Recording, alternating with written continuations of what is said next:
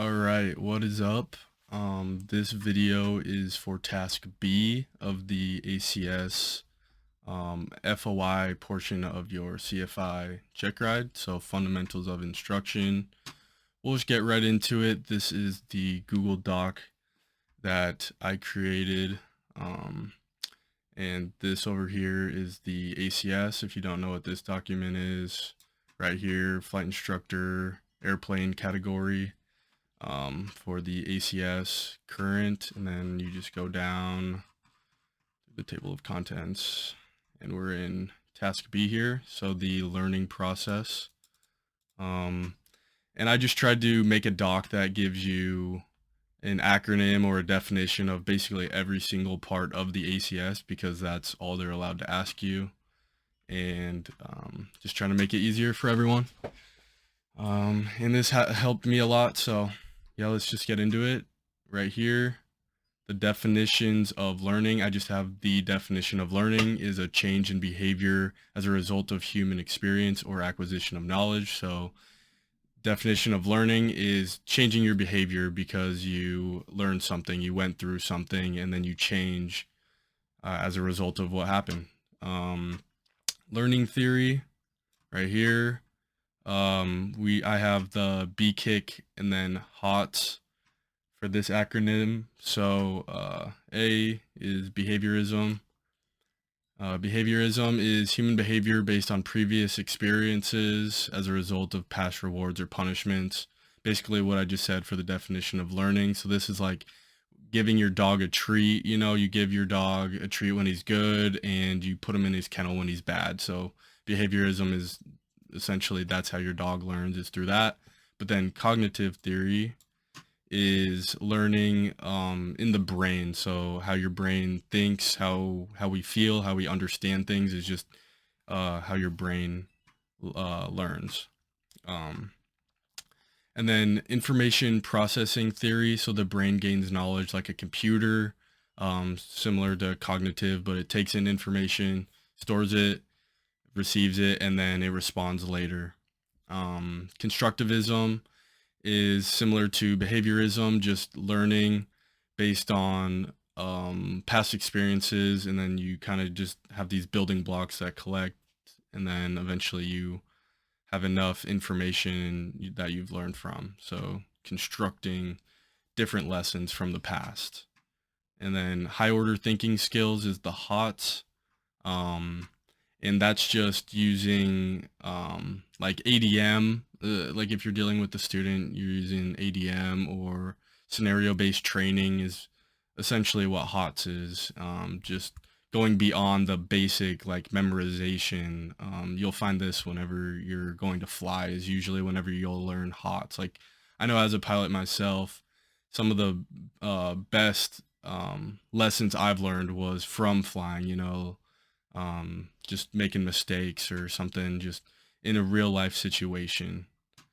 And then perceptions and insights, I just have the definition. So insights is, I want to switch these around actually. Perceptions. So perceptions is a process of using your senses, your 5 senses, to understand the world around us.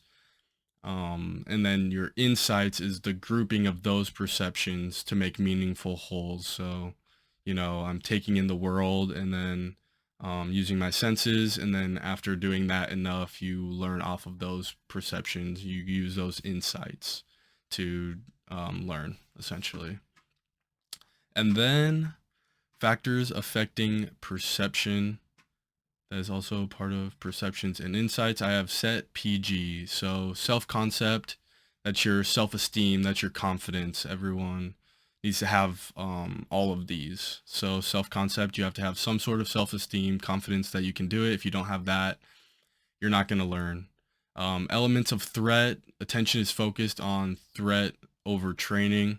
So it's going to be hard to learn. It's going to be hard to learn if you have that threat, if you don't feel safe in the plane. Time and opportunity, you have to have time to learn these things. You know, you can't like rush into something. Some things just you learn over time, And in aviation especially, you have to have I mean, you need a lot of time and you need a lot of money. So that's time and opportunity. You need to have time and money set aside to learn in aviation. Physical organisms, so that's using your five senses. Goals and values, you have to want to do this. You have to value that this is something you want to do, that what you're learning is important. If you don't have that, then it can affect your ability to learn. Um, and then levels of knowledge, or yeah, so that's acquiring knowledge. Levels of knowledge is your MUA. So memorization is the first one. So in this example, it's just the student knows, what is VX? It's 65. What is VY? 78 knots. But then understanding it would be, what is VX? They can tell me, VX is the greatest climb, where VY is the best rate of climb. So they understand it. Application, the student is able to go into the airplane and I tell you, well, can you give me a, short field takeoff? So he knows to take off at VX, where if we're just doing a normal takeoff, then he knows, take off at VY, because that'll give you your best rate. Basic levels of knowledge. This one I kind of just threw in here because I know you'll need to know it, and I couldn't see where it went in here, but basic levels of learning, I would have this memorized for sure. It is rote, so that's just memorizing something, and then understanding is just comprehend the subject. You have some insights on that subject. Application, putting the subject learned to use, just like I said for MUA. And then correlation is just using multiple things learned or multiple insights to learn something new. So that would be like they're overlapping. So that would be if we're out in the practice area and we're practicing slow flight, that will correlate with, coming into land, like your stability coming into land, because they're both, full flaps, low airspeed. That would be correlation. Laws of learning, definitely know this one. This is Reaper. So readiness would be just Maslow's hierarchy. Are they ready to learn, or do they have those basic elements of life that you need to learn? And then effect. So if you have, this is kind of like I said with the dog. So if something has a good effect, like you get a treat or something, then you're more likely to learn that thing. Where if it has a negative effect, then you're less likely to memorize that thing. All right, sorry about that. Now we're going on to exercise. So this one's obvious, just doing something over and over and over until proficient. So it takes exercise, it takes repetition to master something, to make it into a skill. Primacy, this is the most important one. So especially as a CFI, teaching something the first time has the greatest effect on learning. So if I teach a student the wrong way the first time, it's going to be harder for them to relearn it and forget that you told them that way. So make sure we're teaching people correctly the first time. Intensity is basically just like if something's more dramatic, you're more likely to learn it. It's just same thing I was saying, like when you're flying, you're more likely to learn that thing. It can be stressful up there, and like if something bad happens, like you forget to put on your fuel caps or something like that, you forget to do something and then you have a bad result, you're more likely to learn from that thing because you failed and it created a dramatic situation. And then recency, the more recent you learn something, the more likely you are to remember that or learn it just because you just went over it. It's fresh in your mind. And then domains of learning. This is cognitive, which is just thinking. Affective domain is just feeling, and then psychomotor is doing, so physically acting on something. Those are pretty basic characteristics of learning. I have PIMA, so learning is purposeful. Why are you learning this thing? If a student doesn't understand why they're not, if the student doesn't understand why they're learning that thing, it's going to be harder for them to understand. If I'm just, telling them I'm just trying to explain airspace without saying like why we have to know this, it's going to go right over their head. They're going to have no idea why they're learning that thing. Um, and then experience. So learning is developed over time. That one's pretty easy. I would take experience over knowledge any day. Like I would rather have a lot of experience with something than I can just memorize all this stuff, because if you've experienced it, you know it way better and you understand it better. Um, multifaceted. So in different mediums, so mental, physically, emotionally, if you learn something in different mediums, then you're going to remember it better. You're going to memorize it better. You're going to learn it better, display that knowledge better. And then active process. So learning requires lots of repetition, like I said, exercise. If you do something over and over, you're going to be better at it. You create skills that way. And then we have scenario-based training. This is HOTS, or similar to high order thinking skills. So you have OTC is objective. So the scenario, or these are whenever you're giving your students that scenario-based training. So when you're giving it to them, you have to have an objective. So that scenario is clear and has a clear objective. So like, why are we doing this?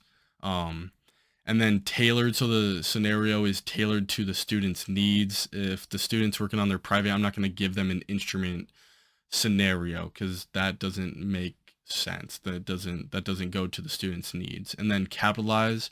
So capitalize on the natural scenario that could occur. So if I have a private student and I don't know, we're on a solo cross country. I remember this happened to me, and we came up on a bunch of clouds and it didn't look like we could go around it.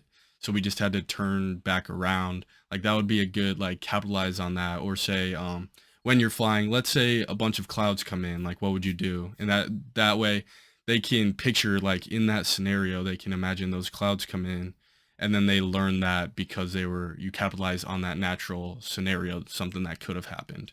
And then we have acquiring skill knowledge.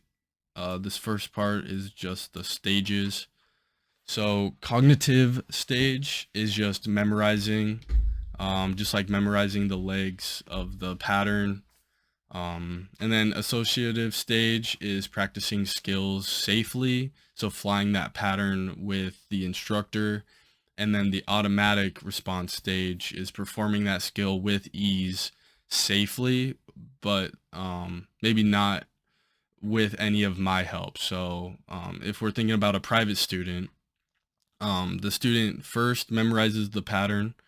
The second one is we go up and fly, and I'll let them start doing comms, or maybe I'm like, okay, what leg are we on here? And they can be like, downwind. But then automatic response stage, they're able to do, all the comms, and that tells me, if they're calling base to final or they're calling final, they know which stage, or they know which leg we're on in the pattern. And then, so that's just the stages. And then I didn't have a definition for these, but for knowledge of results, that one's just the teacher, the student is, or the instructor is giving the student feedback, essentially. I mean, if we're going up to fly, I want to make sure that they know what they did well during the flight and what they did not do well. And in the nicest way possible, it's a learning thing. I want you to fail as a student. So if I can give them feedback and they know what they need to work on later, that'll help them learn in the future. And then how to develop skills is just practice and practice. We'll go over the types of practice next. But yeah, just going over things over and over and over creates skills. And then learning plateaus. Everyone's gone through these. I guarantee it. It's just when you've been working at something so hard and you just kind of just start flatlining, like you just cannot get better. you keep doing them over and over and over. I had this for steep turns on my CFI. I just like no matter what, I just kept dropping 200 feet. I don't know what it was. I just was plateauing. And sometimes the best thing to do is just take a break, work on something else, and then come back to it, because those learning plateau, they're kind of just like you just don't want to overdo it when you're at this point, because then it can feel like you just want to quit. So you just have to be careful with learning plateaus.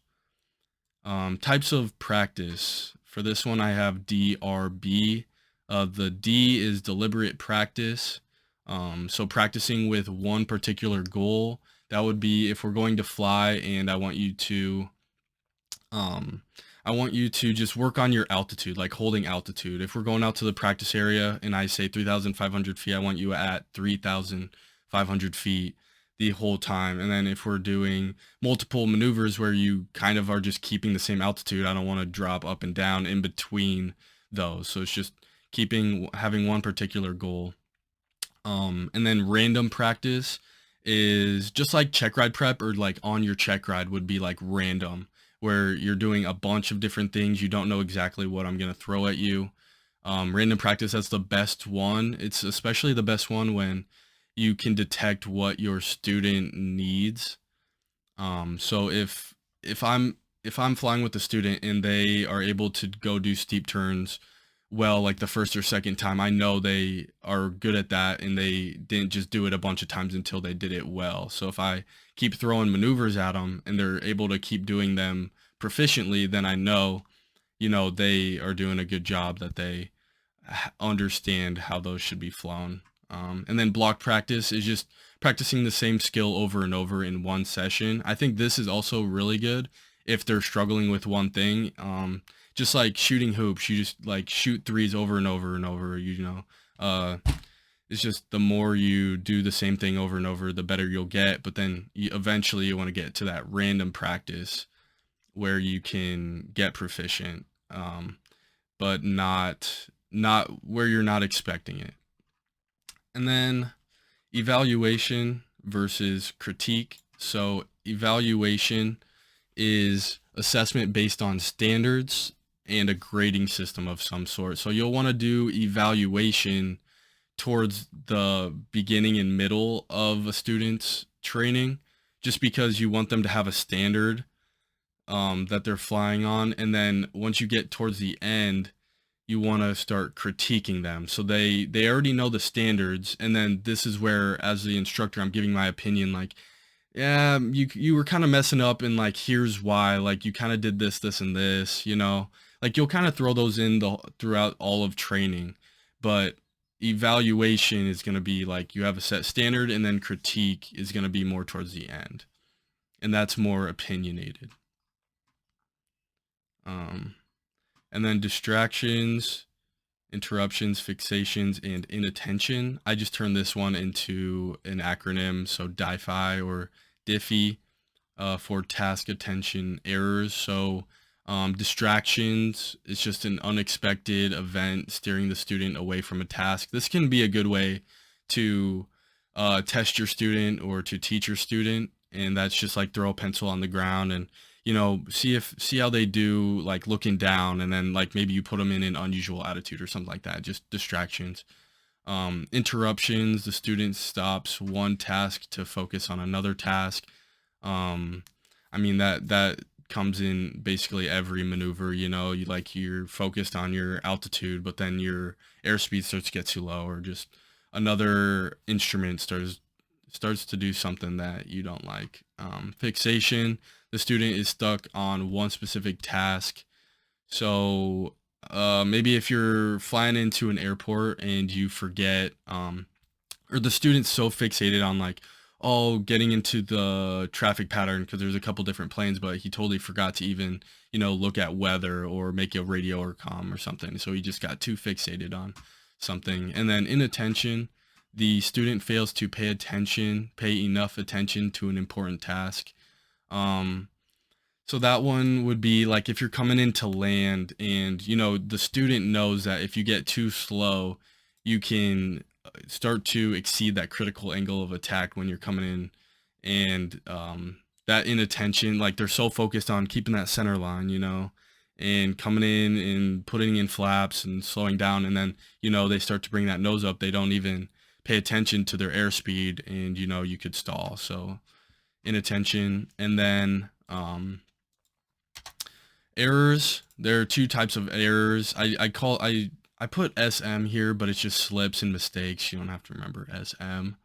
But a slip is just whenever someone they slip. They just like you plan to do one thing, but you do another thing, is just what that is. So I'm trying to come in and land on the pilot retracts the landing gear instead of the flaps. Like I meant to grab one thing, I wasn't even really looking, and then I accidentally retracted the landing gear instead of the flaps, something like that. But then a mistake is whenever you plan to do something, but what you planned on doing was incorrect. So maybe you didn't know it the right way, and you do that thing, but what you just did was incorrect. So a person plans to do a task incorrectly, and they are successful in doing so.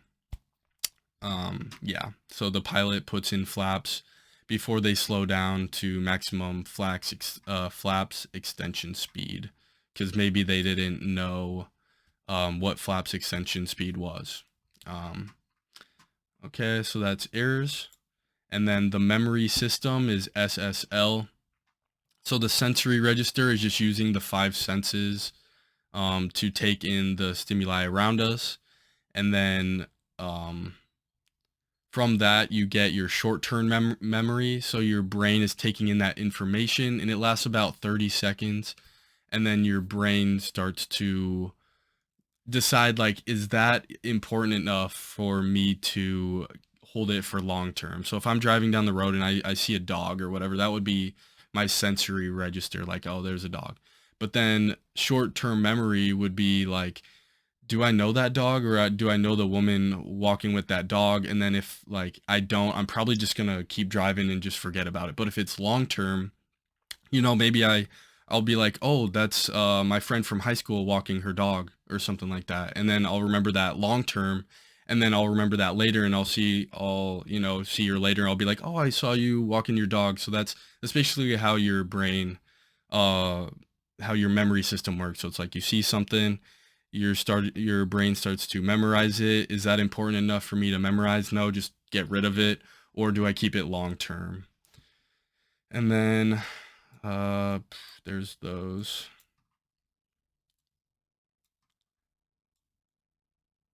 So now we have how usage affects memory. This one's pretty simple. How often you use information and how recently you used information are the main things. So use it or lose it is kind of the thing to remember. If I'm constantly doing something every single day, I'm going to remember that thing because my brain deems it important to memorize. Or if I just learned it, then I'm going to remember that thing. But if you aren't using something over time, like stuff like math I used in high school, I'm not going to remember that because I have not used that in a very long time. I'm going to forget it. And then we come to the types of forgetting. And this one is FORS. I would definitely have this one memorized. First one is just fading. So this is the same thing, losing knowledge over time.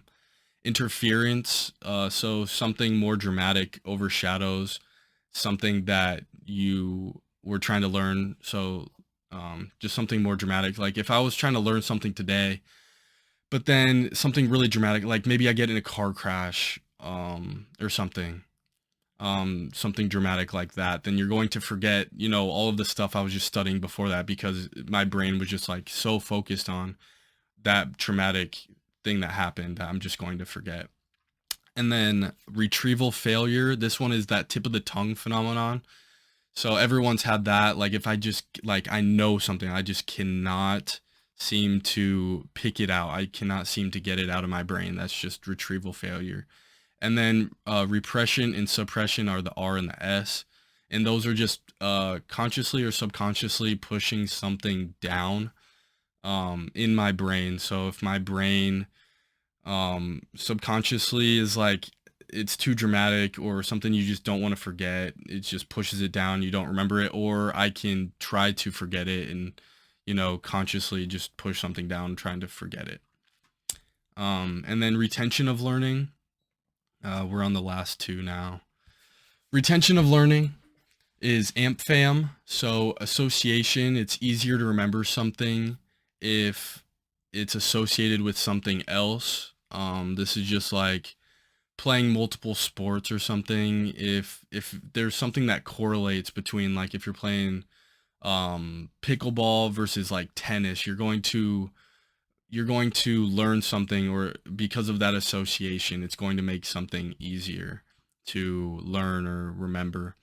Meaningful repetition, again, exercise, just doing something over and over. Um, and praise. So complimenting and praising a student can really help their learning. So creating that positive effect, like we had in Reaper. So giving that student praise. If they did something good, you should let them know that they did something good. If you're only, like they have a really bad landing and you're like, oh, like you're just yelling at them, like you're letting them, like you're just ripping on them. But then they have like a really good landing and you just sit there, just straight face, like, okay, do it again. Like they're not going to be able to learn that. It's creating a bad, um, um, just effect on their learning. And then favorable attitude. So students should be motivated to retain what they are taught. Um, kind of the same thing as praise, but they have to have some sort of motivation to keep learning, and again, giving them that reason to learn, or maybe if they're getting ready for a check ride, they're gonna have that attitude to learn because they're thinking, oh, I need this for the check ride, or I'm gonna need this to keep moving on, or something like that.